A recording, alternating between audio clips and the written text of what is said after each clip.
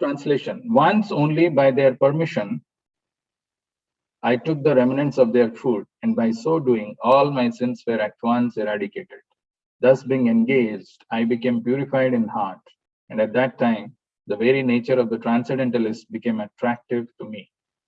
Translation with repetition. Once only, by their permission, I took the remnants of their food,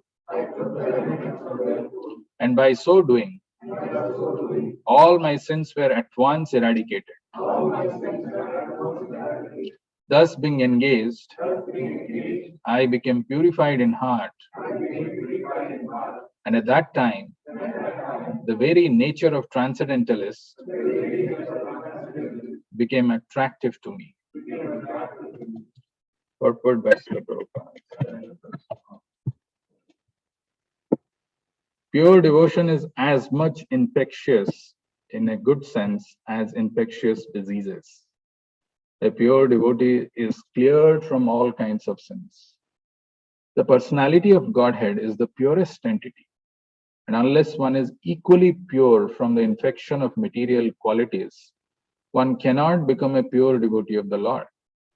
The Bhakti Vedantas, as above mentioned, were pure devotees, and the boy became infected with their qualities of purity by their association and by eating once the remnants of the foodstuff taken by them.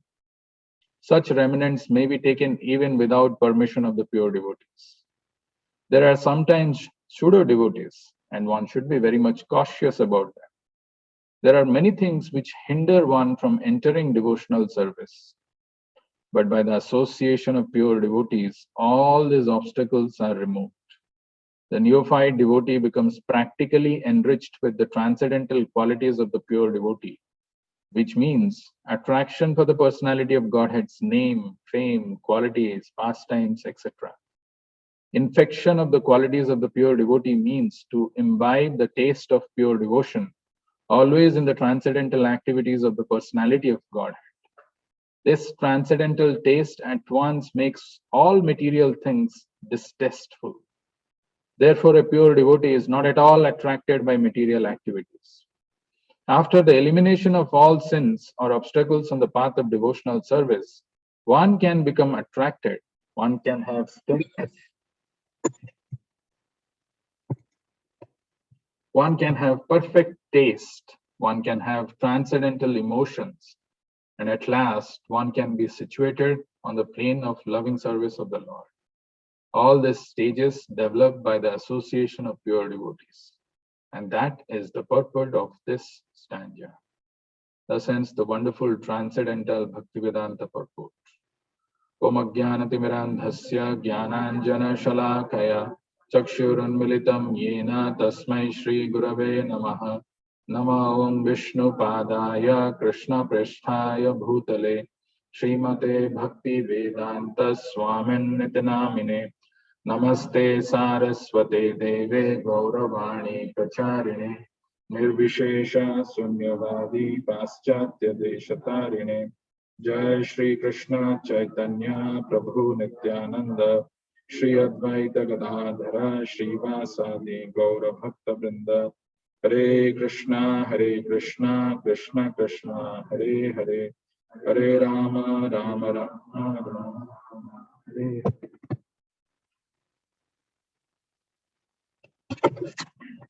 Hare Krishna.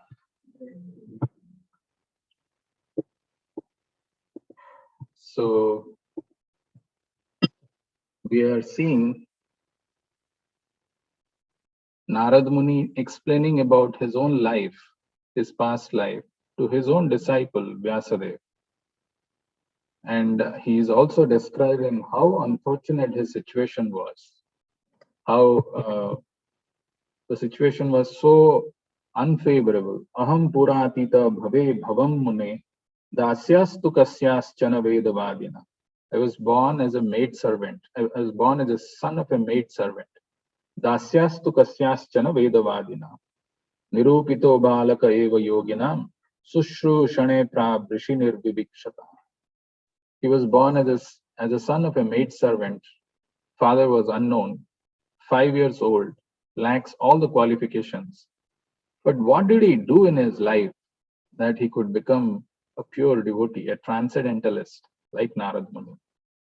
And we have been seeing in the last class also, we saw very interestingly, te may te mai apeta khilacha pale arbhake dante dhritakridanake anuvartini chakruh kripam yadyapi tulya darshanaha sushrushamane munayo alpabhasi. There were some qualities of Narada Muni which is mentioned in that previous verse. Dante, he was self-controlled. Then his senses were under his control. Adhrita Kridanake, he was not attached to playing with some playing dolls or anything of that sort. Adhrita Kridanake, Anuvartini, he was also very obedient. Then Sushru Shamane, he was serving very faithfully.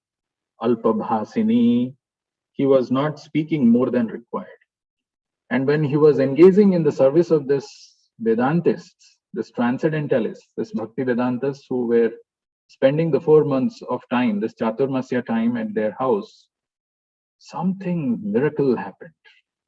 And the process of a transformation of an ordinary maid-servant son to Narad Muni is what we are trying to discuss. And today's verse, beautiful verse, talks about the glories of Mahaprasadam. We will see this. Let's see the verse one more time.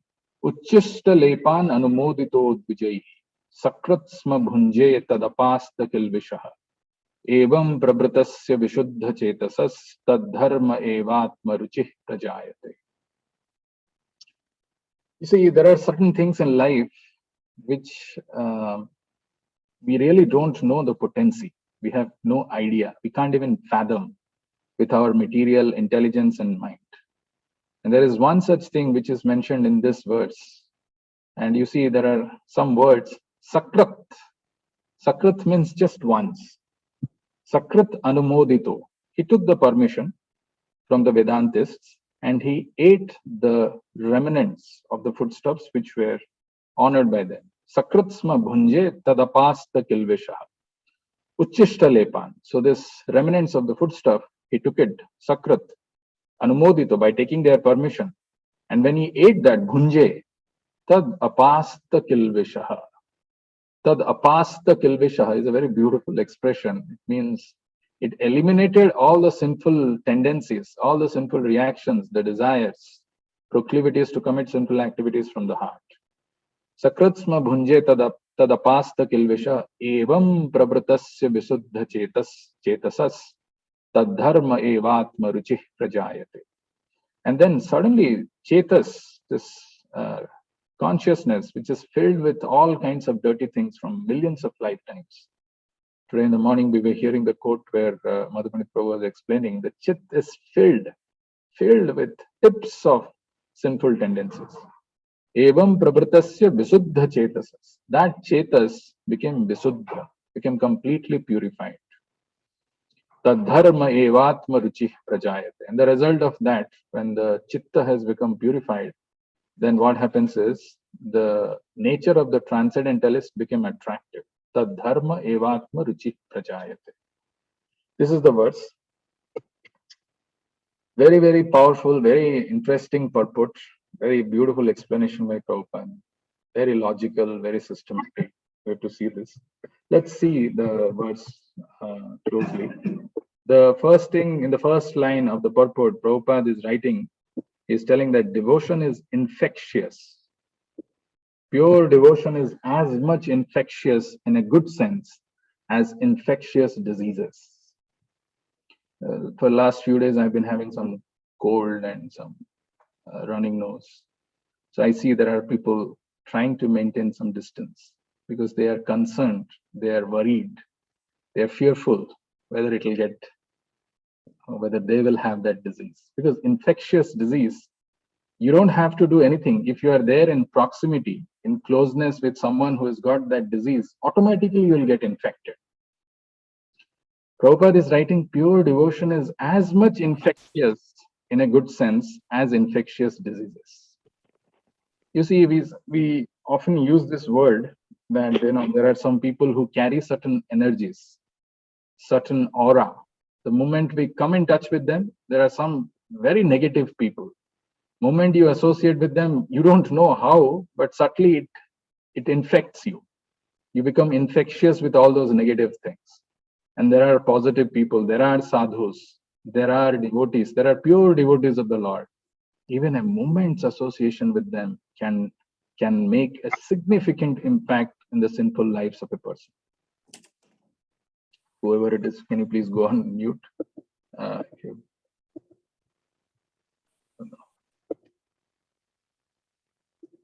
Okay, so let us see this verse a little more closely and understand what Prabhupada is trying to explain. There are many wonderful points in this.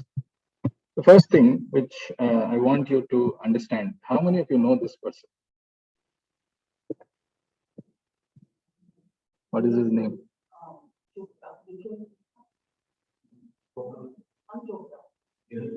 Neeraj Chopra, Prabhuji.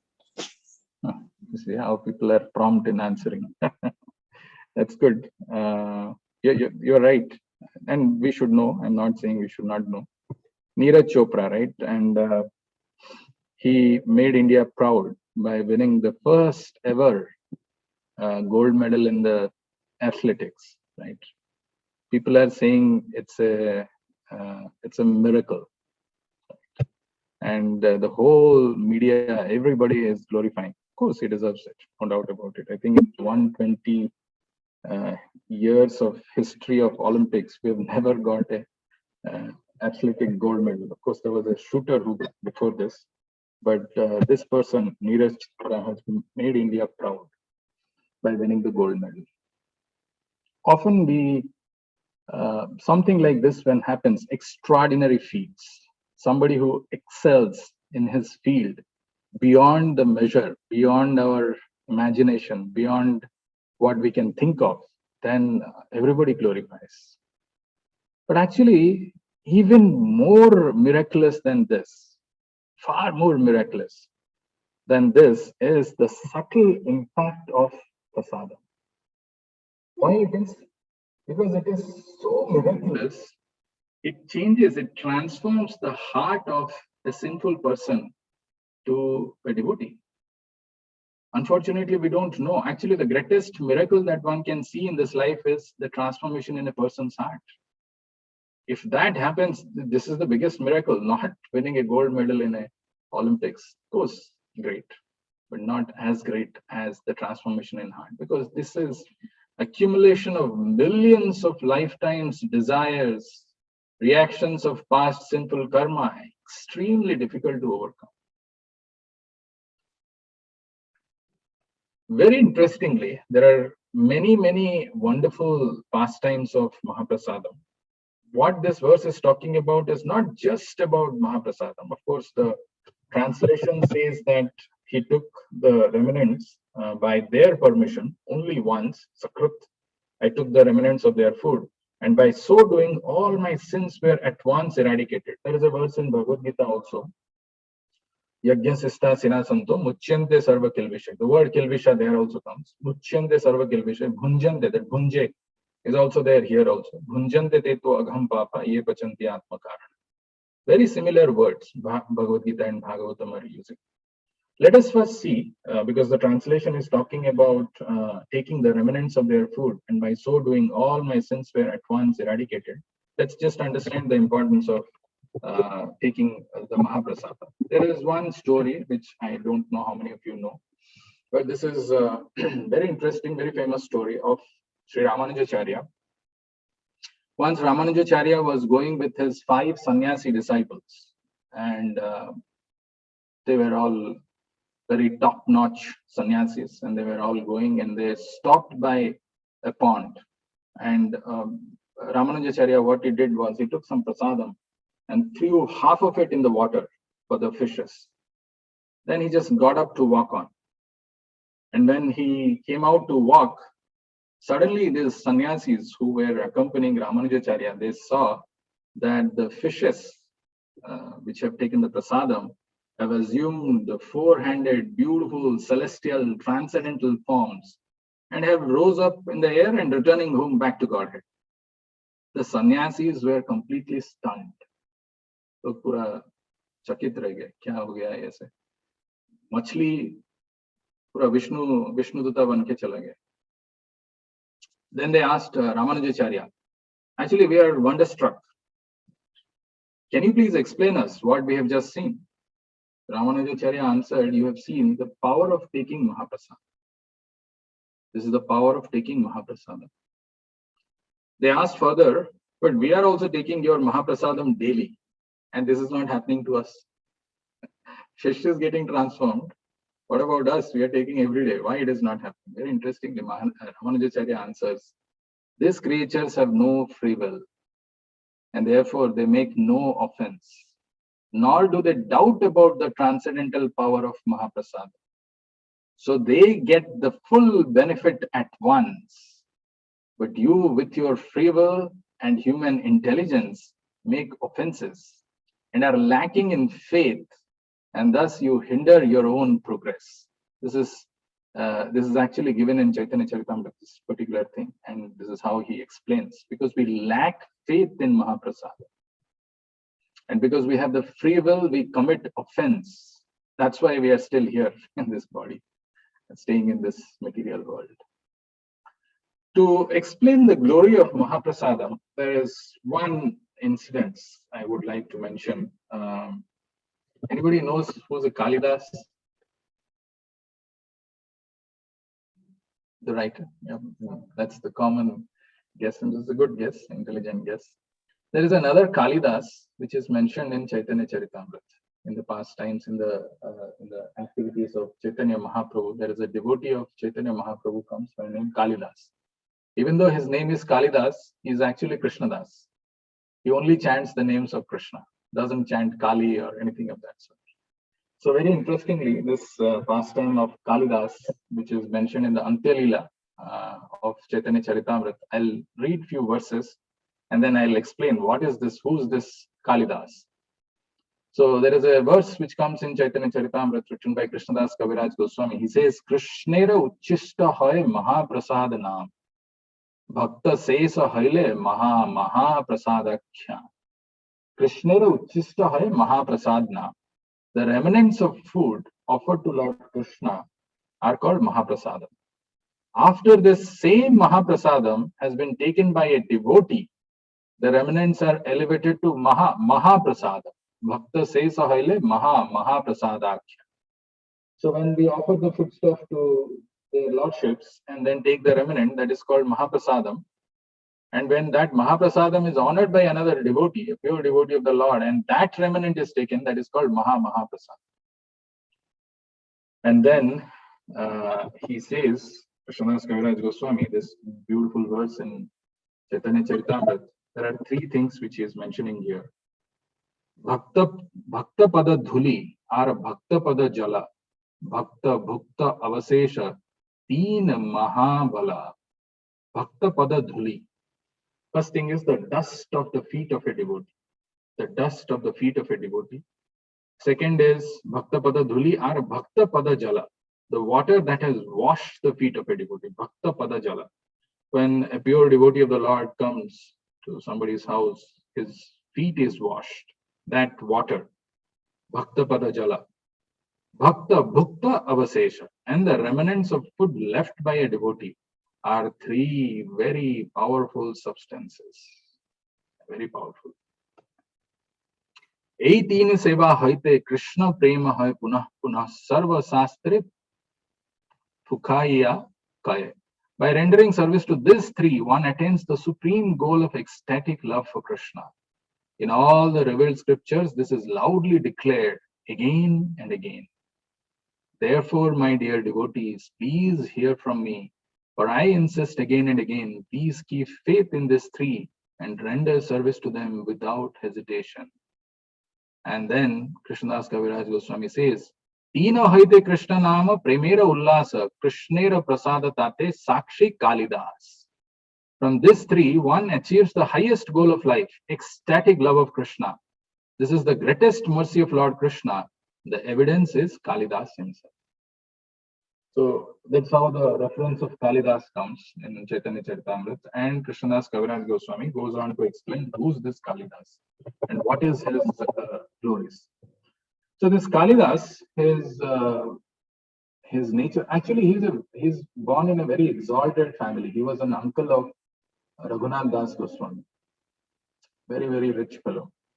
But what he used to do is he used to carry some excellent foodstuff, like very ripened, succulent, juicy mangoes to the house of a devotee, and he'll offer them. He'll wait when they've finished to take the remnant from them. Now, nobody would like to do that, right? You know, if you have brought something and you'll wait for me to finish so that you can take the remnant, who wants to give that? So nobody will do that. So he will hide somewhere.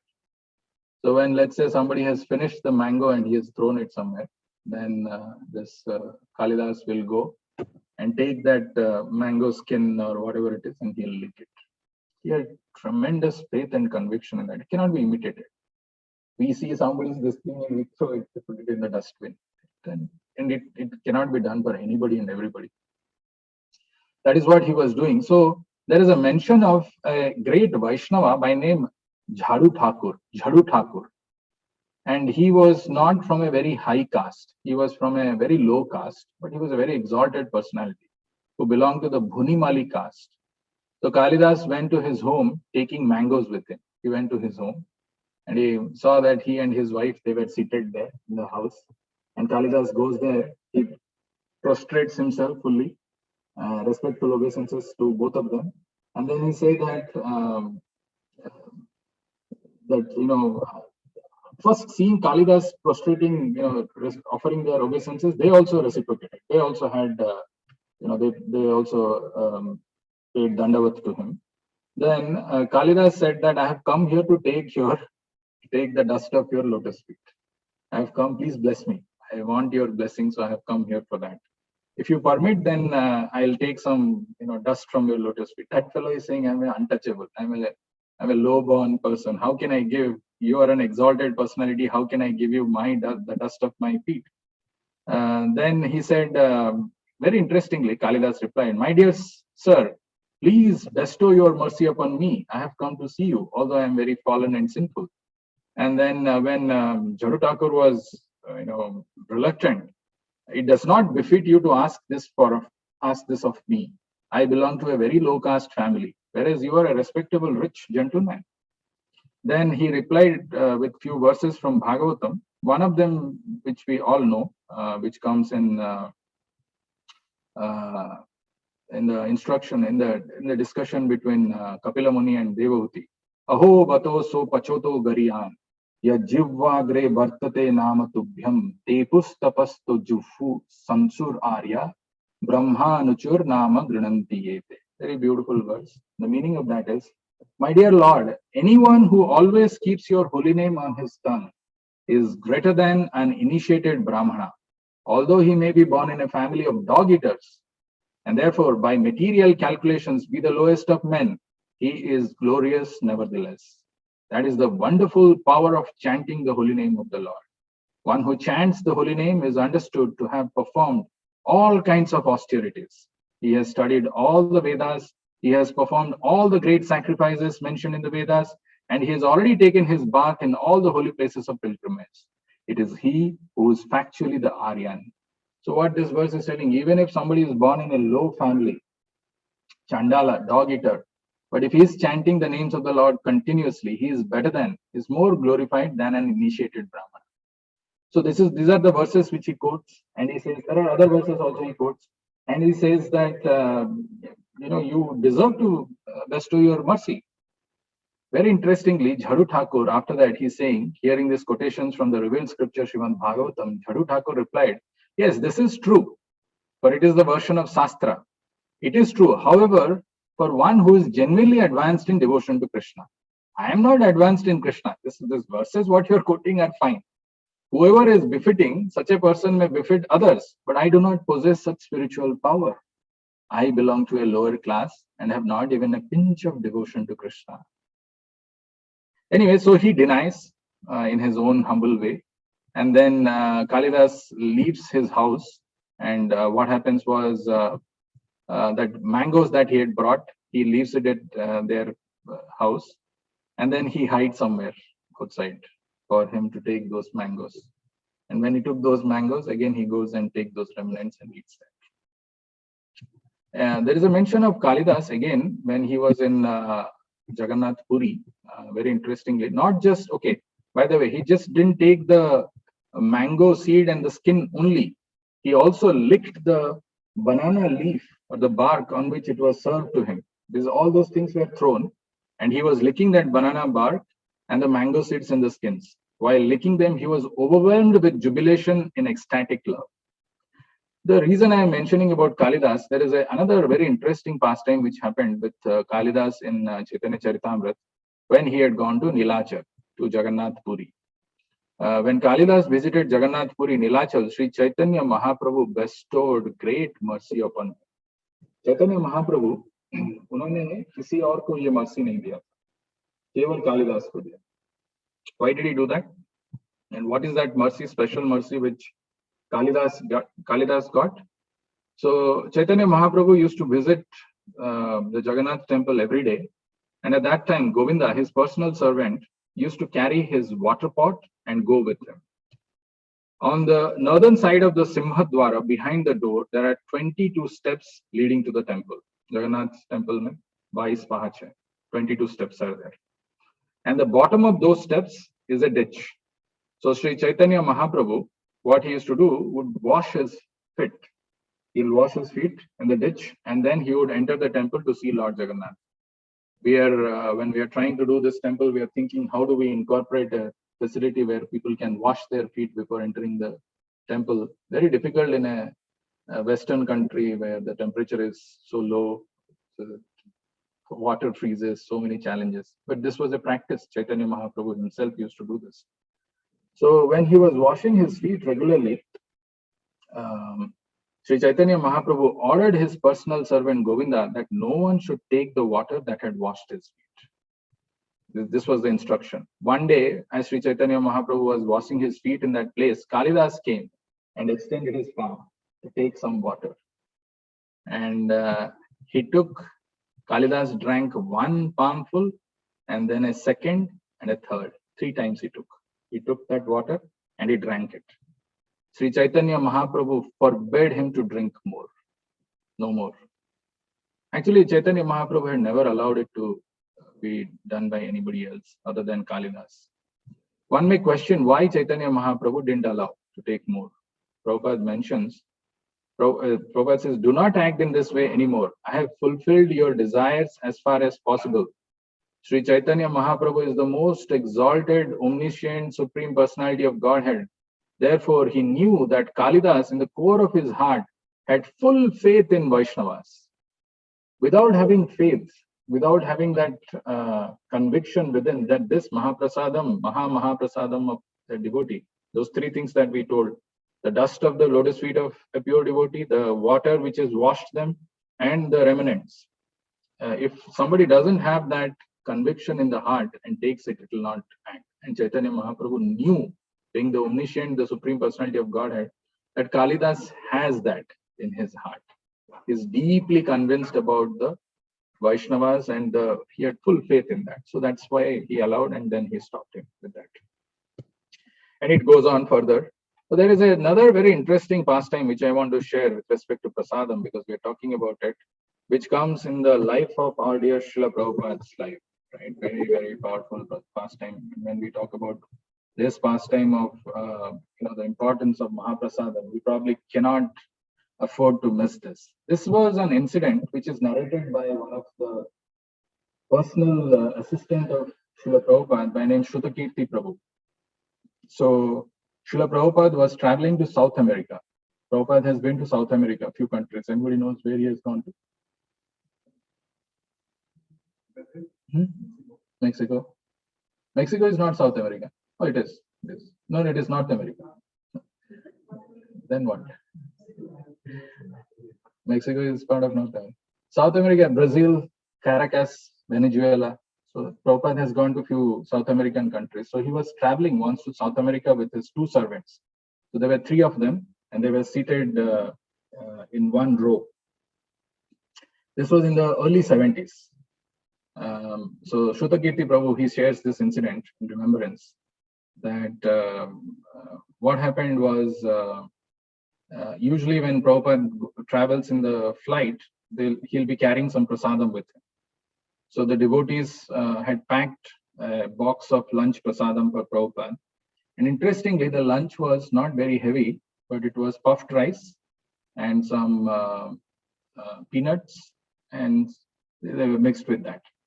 So when that was offered to Prabhupada, Prabhupada had his just handful of those puffed rice and peanuts, and he put it in his mouth, and the remnants he gave it to Shrutakirti Prabhu. And Shrutakirti Prabhu started eating, and then suddenly something very interesting happened. The lady air hostesses, she came and said, "That looks very tasty," and grabbed a handful and threw it in her mouth. So Prabhupada smiled at that. And Shrutakirti Prabhu, he's saying, I was shocked, because it is not a normal behavior to take someone else's food, that too being an air hostesses. So she then asked why they bring their own food. Shrutakirti Prabhu informed that they are vegetarians, etc., etc. And she immediately said, "Is there anything else I can get you, like fruits or milk?" And Prabhupada responded, "Hot milk." And then 5 minutes later, she returned with 3 cups of hot milk, and she got from first class.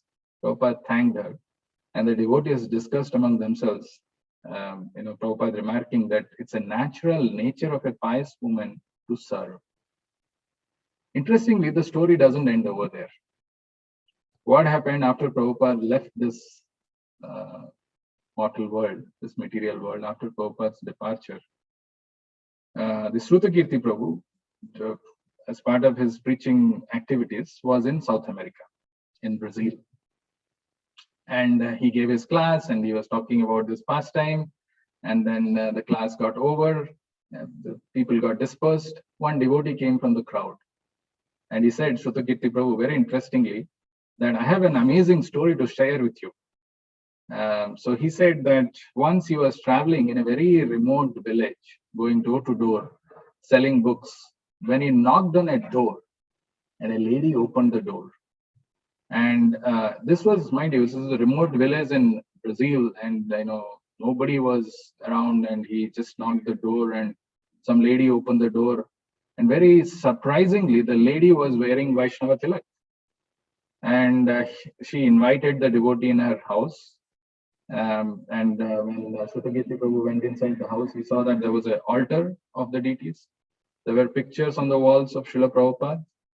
And all Prabhupada's books in Portuguese were there in her bookseller. The devotee asked her, Shrutakirti Prabhu, that devotee asked her, not Shrutakirti Prabhu, this is that devotee who was telling. So he asked her, how did you become a devotee? And then she narrated the story that she used to be an airline hostess several years ago. And she met the author of these books. He was so saintly and gentle and kind that she looked up who he was and what he did from his boarding pass,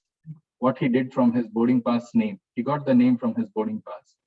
And she also mentioned that she had taken a handful of those remnants from this devotee's plate. So very mystical, very miraculous, the potency of Mahaprasadam from pure devotee. This is something which we can see from the translation of this verse. Very interestingly, there is another thing which Prabhupada is mentioning. The purport of this verse is talking about something else.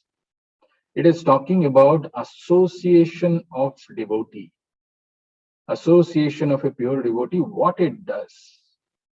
You may be the worst of the worst. You may be the most abominable, most sinful person in the world alive. But what an association of a devotee can do, and if it is done in the right way, with the right mood, with the right intention, with the right attitude, it creates a revolution in the heart. That's why Chaitanya Charitamrita says, Sadhu Sangha, Sarva Sastra Koye, Labhamatra Sadhu Sange, Sarva Siddhi Hoy.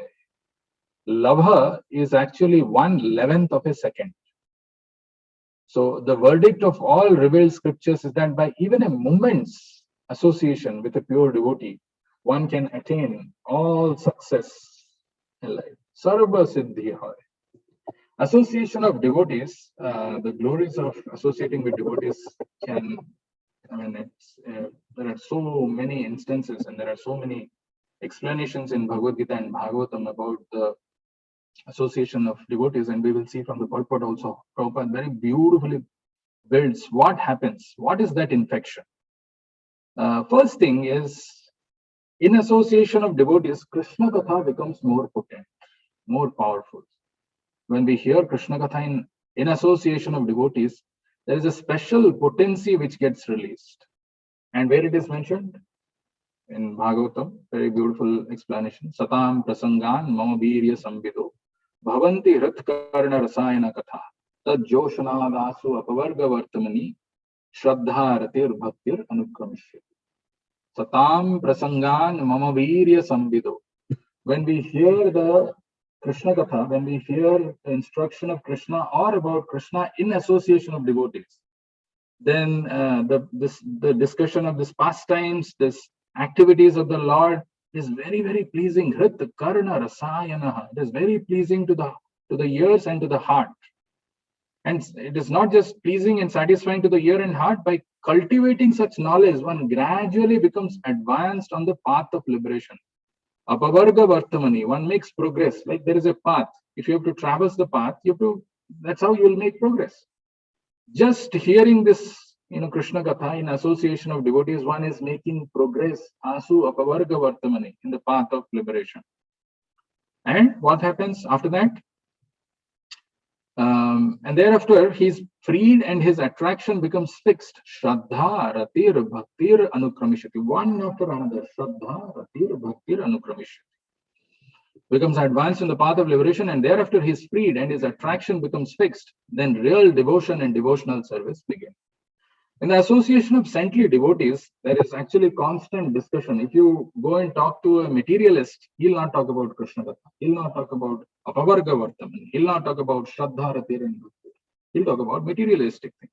He'll talk about this Prakrita world, manifested world, and the Prakrita body in which we live.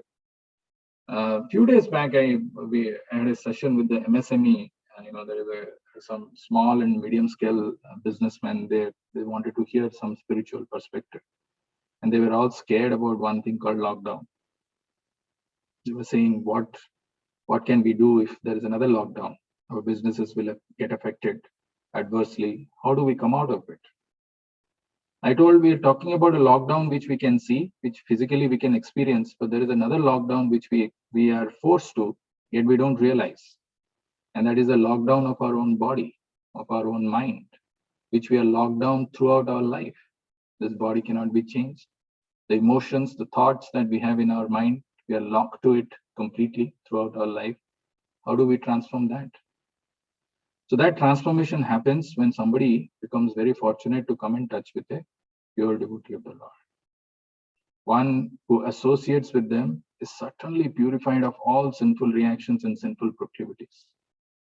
Lord Krishna enters the ear holes of devotees through the sound vibration of Srimad Bhagavatam, as spoken by pure devotees, and purifies all their shortcomings and material desires, which are unfavorable for advancement in bhakti.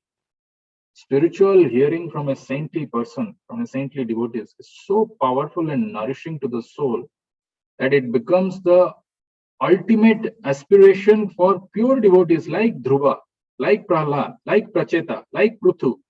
They're all saying, when they were asked, ask for any benediction. When they attained the darshan of the Lord, personally, physically, when the Lord came in front of them, all of these personalities. And when they were asked any material benediction, they didn't ask for any single thing like, let me have a big opulent palace surrounded by servants with a nice posh car, luxurious car, none of those things. They just asked for an opportunity to associate with pure devotees and hear Krishna Katha in that association. The beginning, one may not have inclination to hear Krishna Katha, but gradually one can develop taste for hearing in the association of the devotees. So Bhagavatam is telling, actually, it is not just hearing or chanting respectfully, Shrinvanti, Gayanti, Adrita, there is more to it. Hearing of Krishna Katha is not just an exercise of gathering information. Like sometimes people come, okay, Manu's son, somebody, Ikshvaku, who is his father, this thing, that thing. Okay, Krishna came in this time. He did all this pastimes. He killed these demons. Or he went to this Gurukula. He is his guru. This is not information gathering. It is not an exercise of information gathering. Chanting and speaking about Krishna is not just to impress people with one's knowledge. There is a very beautiful word called Anumodanti. Indicates that a devotee not only hears and chants the narrations about Krishna, but also takes the message into one's heart and gradually develops one's devotion to Krishna and the Vaishnava qualities that make one dear to Krishna and his devotees. So when we hear from advanced devotees, from pure devotees of Krishna, it saves us from this ocean of material existence. When one obeys the order of a bona fide guru, the polluted workings of the mind are checked. One sees things in a new spiritual light, and there blossoms the propensity for selfless loving service to the Lord. Right now it is far. Selfless loving service to the Lord is a far-fetched thing. This becomes when we hear from the mouth of an advanced devotee. We all are here because somewhere we got impressed by these writings of Srila Prabhupada. It touched the core of our heart. Otherwise, who are we? We are if the sinful people are counted, I don't know about you, but I probably will be one of the topmost. Right? But then the transformation happens when we hear from advanced devotee of Krishna. Very interestingly, from this purport, if we see, so that is why, okay, there is a very beautiful verse in Bhagavatam, which I would like to quote here. It comes in the first canto, 18th chapter, 13th verse. Tulayama lavenapi aswargam na punarbhavam bhagavat sangi sangasya martyanam ki mutasishaha tulayama labhenapi. The value, tulayama, tula is the balance, right? Tulayama labhenapi. If the moment's association with a pure devotee, Tulayama labhenapi, if that is compared, one side you have the association of a devotee for one moment, Tulayama labhenapi, na swargam na punarbhavam. It cannot be even compared. If the other side you have the opulence of Swarga, the opulence of Swarga, you are like Indra, you're like King Indra, and you have got all the opulences surrounded by everyone. It's still, it'll not match. This will be far down. Okay, you can say that Swarga's opulence, I am aware, it is temporary. Maybe, it will be deprived one day. What about na punar bhavam?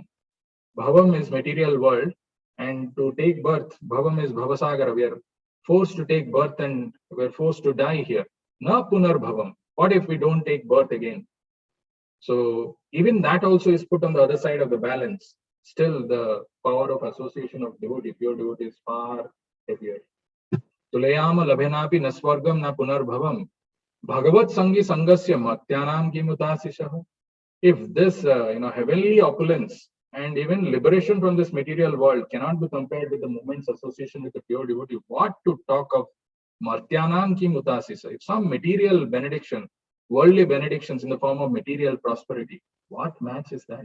It's of no match. The purport, actually, Prabhupada talks about something very, very powerful. He says that symptom of a devotee who is properly situated. In the purport, Prabhupada explains that. What are the symptoms? How do we know that a devotee is properly situated? And the things which are given here, the symptoms are, he will be attracted to this transcendental message of Krishna.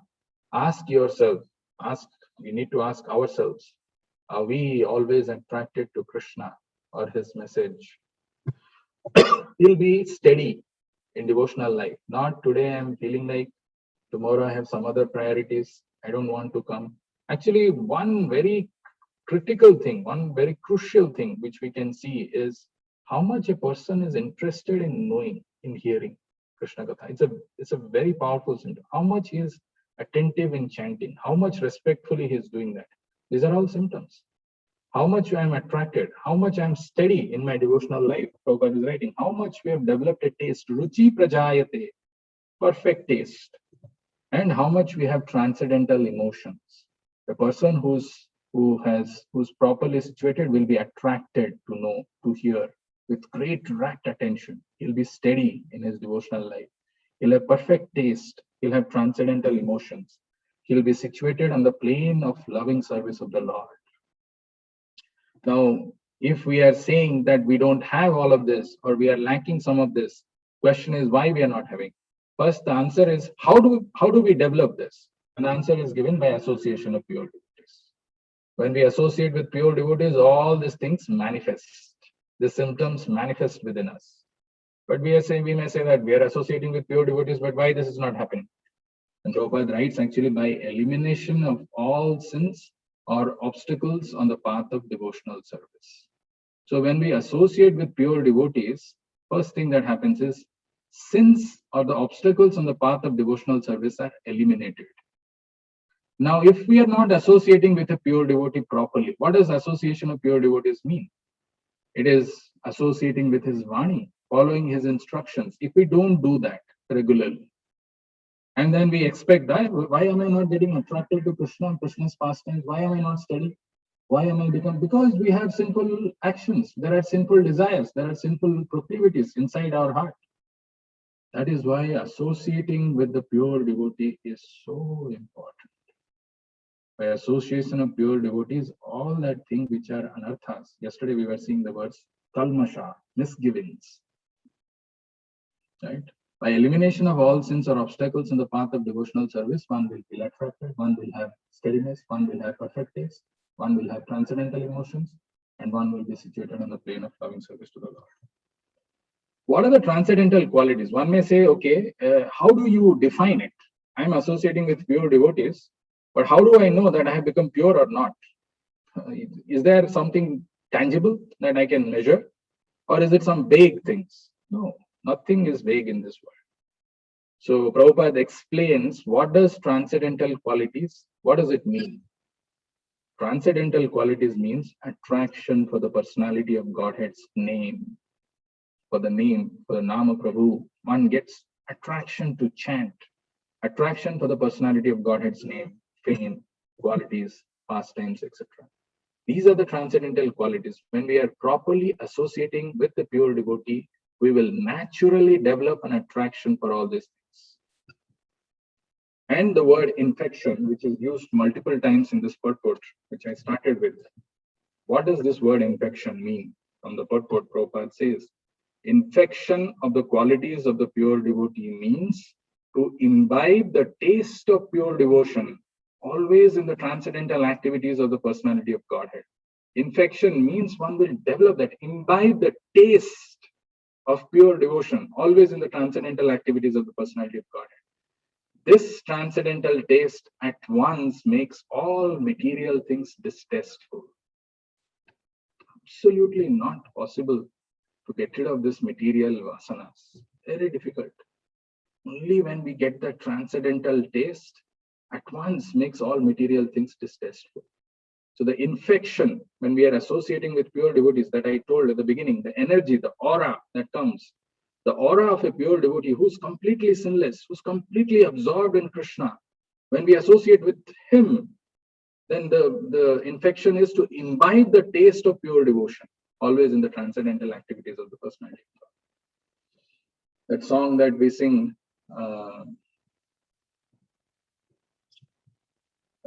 what is it? Parama Karuna Pahudujan. In that there is a line which comes, Bhajo ho re bhai, Chaitanya Nitai, Sudrudha Viswasa Kori, Visaya Chadiya, Sera se Majiya, Mukhe Bolo Hari Hari. It's not easy actually, it's a miracle. Visaya Chadiya, Sera se Majiya, Mukhe Bolo Hari Hari. The whole world is enamored by this attraction for Vishaya. To get rid of Vishaya, Vishaya Chadiya Sera se Majiya, Mukhe Bolo Hari Hari is only possible by the association, by the infection of a pure devotee. I'll stop here and see if you have any questions.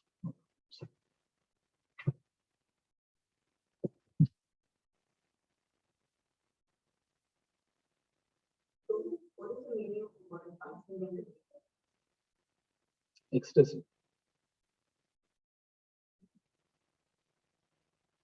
Nectar of Devotion talks about ecstasy.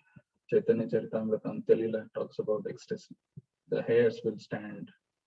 They'll be crying, seeing the chanting the names of the Lord.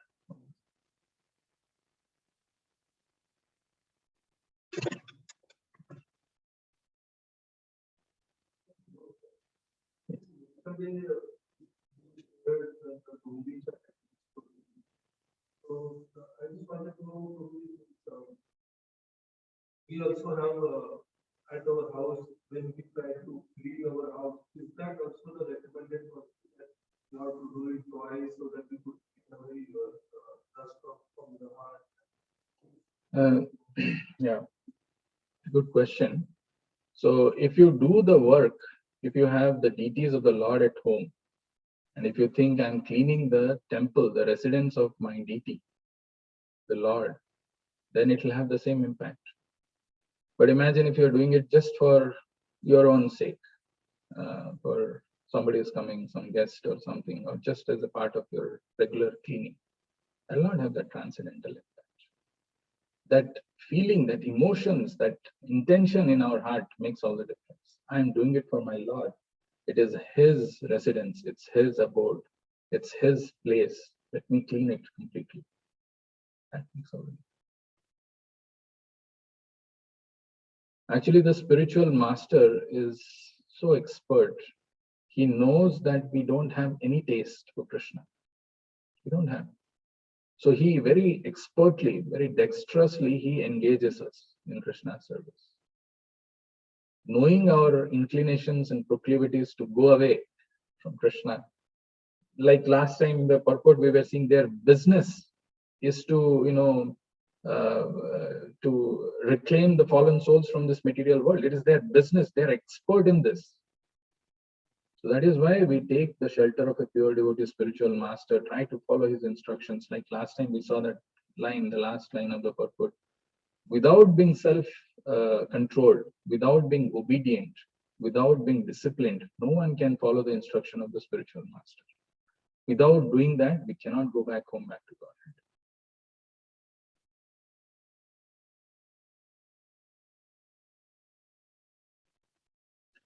फिर मैं English में बोल दिया पूरा कोई आपका प्रश्न है?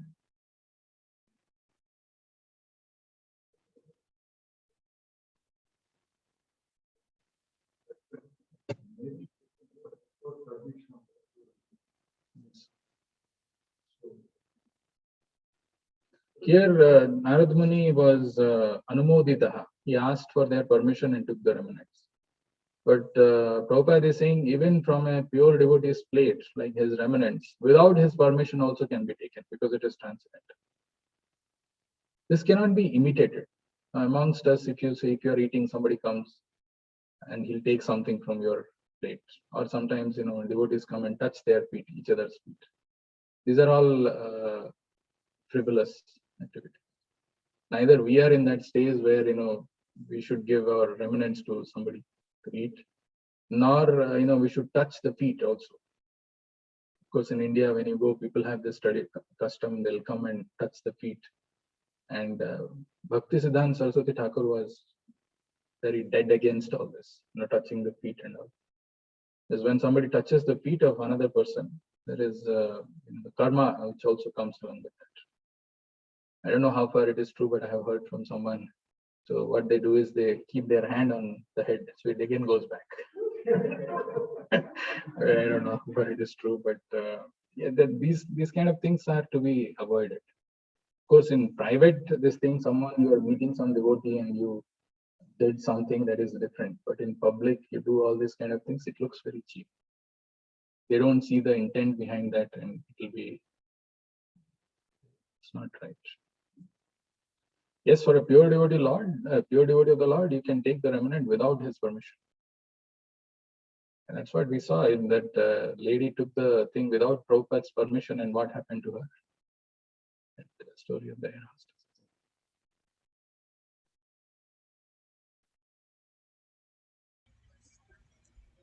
Hare Krishna Prabhu. Yeah. In the previous lectures, you have been explaining that yesham tu antagatam papam jananam punyakarmanam Te dvanda te moha dvanda nirmukta moha bhajanti. nirmukta bhajanti mam tirhavata.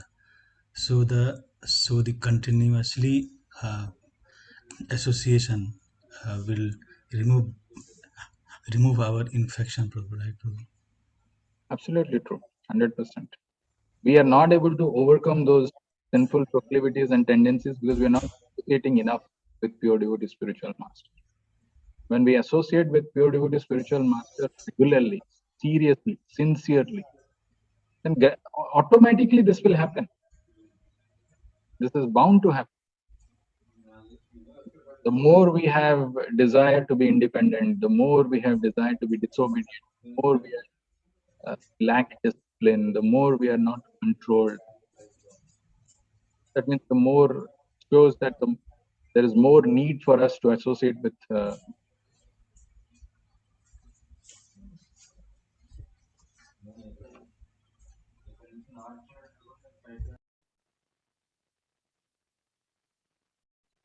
any other question?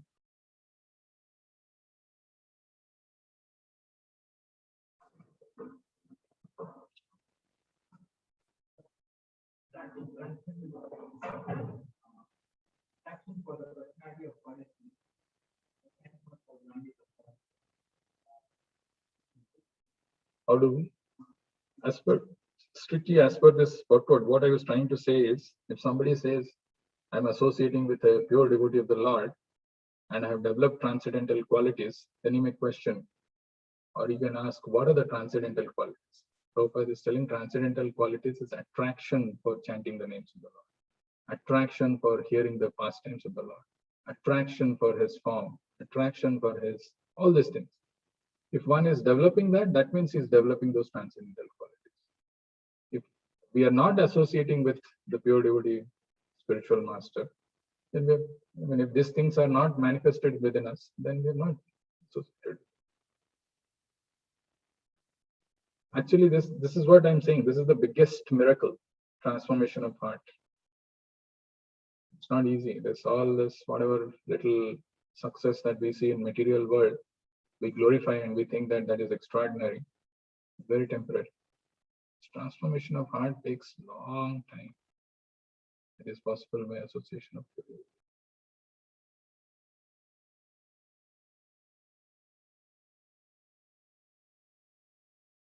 So we will continue to see this wonderful journey of Narad Muni.